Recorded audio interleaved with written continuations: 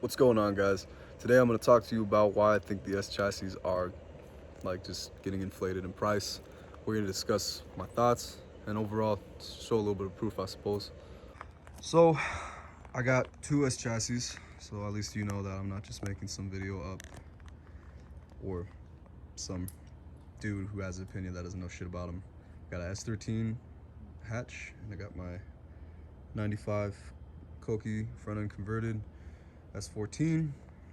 I know a lot about these cars, I'm obsessed with them, love them, but I picked my S14 up for 3, and then the rest, obviously, whatever, you know, it's probably at like almost $10,000 worth of like parts and other stuff. And I picked up my S13 hatch for I think around 3 as well, pretty much. And that car is now skyrocketed in price, especially the S13. And here's my S13. I picked this up for almost $4,000 or so. And it's funny because 4 years ago, one in this condition would probably be like $2,000. It's funny, go back to my channel and you'll find a mint ass S13 hatch, same color, same everything, with the sunroof, all the interior, no dents, no dings, for the same price I paid for this one 4 years later. It's crazy what's going on with these cars. It's absurd to an extent, if I'm being very honest with you guys. Also, my wheel fitment is pretty ass right now. Those are just rollers, so don't give me too much shit. But, well, why are they getting expensive?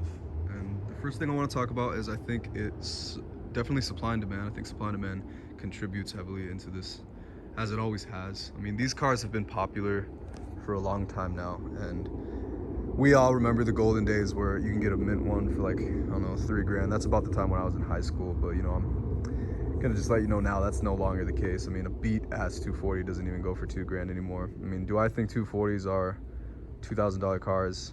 Yes and no. I mean, it just kind of depends like how well the car was maintained, and you have to also understand it's kind of the same concept as a classic. For example, a 1969 Camaro. It's a classic car. My 1973 Mustang, that's a classic car. This is becoming a classic car. Hell, I've heard people call it a cult classic, but it just depends on what you think. I think the reason these vehicles are so coveted is because of how you can build them. It's like a Lego. Like I shit you not, you know, I grew up watching a lot of like car stuff, and I definitely always seen somebody doing something with an S14 or S13, just the S chassis in general, whether it be the S15 even. But honestly, these cars are getting so expensive, you know, and it's not like, you know, you look at this interior and do you think, oh shit, is this worth $20,000? But you're not, you know, you're not paying for the interior. It's not like you're getting a luxury car. You're not getting a Mercedes or some shit. Just because I was speaking about interiors, here's mine, my S13. I've personally seen people that are not interested in cars that I personally know, and they share a lot of like pictures of not just GTRs, but S13s, S14s, you name it. Just Japanese cars are the most popular they've ever been right now, I think, honestly. Also, social media has a lot to do with it. I mean, TikTok definitely, I think, is a huge factor that not a lot of people acknowledge lately. I think it's very responsible why these cars blew up. I mean, you know, everybody wants one. And people crash them all the time.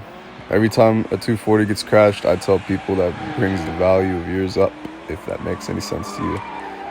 Honestly, a lot of people wreck these things, and we all know that. Just, honestly, I feel like a lot of dumb owners are in this game. I'm not gonna lie to you guys.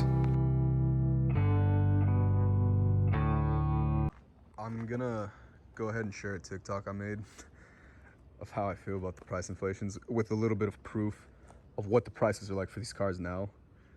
And let's go ahead and add that now, so you guys can watch that TikTok and then see what it looks like now.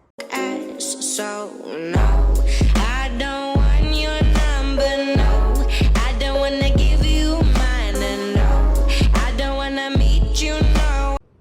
So yeah, those are examples that I've been seeing floating around the internet, and honestly, I've been into these cars for a long time now, and I've always been browsing for them. Still, to this day, I browse for them just for the fuck of it. Sometimes when I'm in bed or on the couch bored, scrolling through my phone aimlessly, I'll just look at the prices of S chassis and see what people want for them. And honestly, every single day in the Facebook groups, I see somebody ask to buy S13, to buy an S14. Everybody wants one of these cars, so it very much is supply and demand, and the prices are getting inflated. I think the pandemic had a lot to do with it, but in general, naturally, that was just kind of like something that we all knew would happen, I'm sure.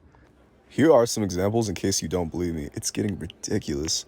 Of course, it also depends on condition and what is swapped in the vehicle, but man, here's the proof.